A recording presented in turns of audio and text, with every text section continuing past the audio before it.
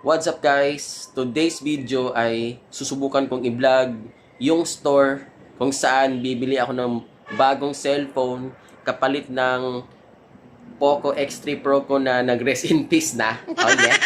At medyo mura lang yung bibilin ko kasi no need na bumili ako ng mas mahal na cellphone katulad tong gamit ko ngayon sa pagbablog.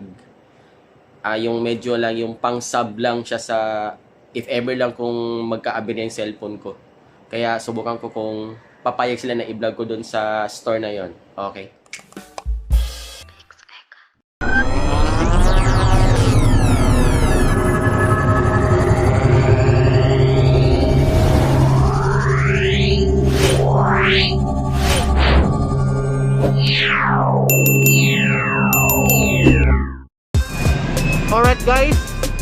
Alright guys, andito tayo sa Gloria Bazaar kung saan dito ako bibili ng bagong cellphone. Okay, pasok na tayo.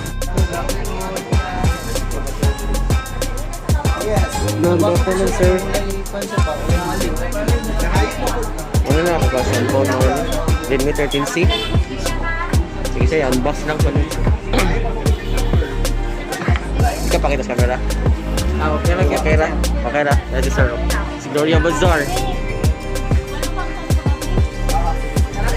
So guys, nag-unboxing kami ng Redmi 13C ng Xiaomi din. Xiaomi. Yun daw. Mamaya ako sasabihin yung price kung magkano para may excitement naman. Okay. Sige. And then guys, meron siyang smooth 6.74 90 Hz 50MP real triple camera. Hindi ko makita isa. Powerful octa-core processor, massive 5,000 milliamperes battery, support 18 watts fast charging. Okay. Account mo sir.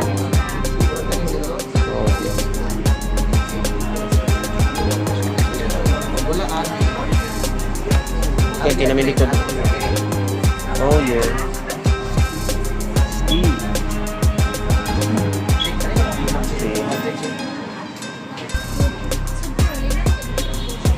At ito guys, napasok ko na yung SIM card ko, yung isang TM at saka isang GOMO SIM. Ito. Smooth siya. Okay na siya. Sa level niya. May Netflix pa oh. Yan, bagong features. Oh yeah. May pamalit na sa Poco X3 Pro. Oh yeah. At ito guys, tatago ko muna namin. Sa bahay ko na gagamitin. Thank you sir. So ayun nga guys, hindi ko na na-vlog yung pagbayad ko ng cellphone kasi hindi naman ako nagbayad through cash. At yung the way na pagbayad ko is Palawan Pay, so online. And then, ayun nga, ang price ng cellphone is 6,499. Para 6,500 na rin ganun. At ayun, goodbye na tong Poco X3 Pro ko. Rest in peace na. At ito na yung bago. Itong Redmi 13C. Siyempre, hindi ganun ka-quality sa mga mamahalin. Pero okay na. Pwede na pang sub-vlog. Okay. This is Ronald Saluta, aka Lads TV from Usami City.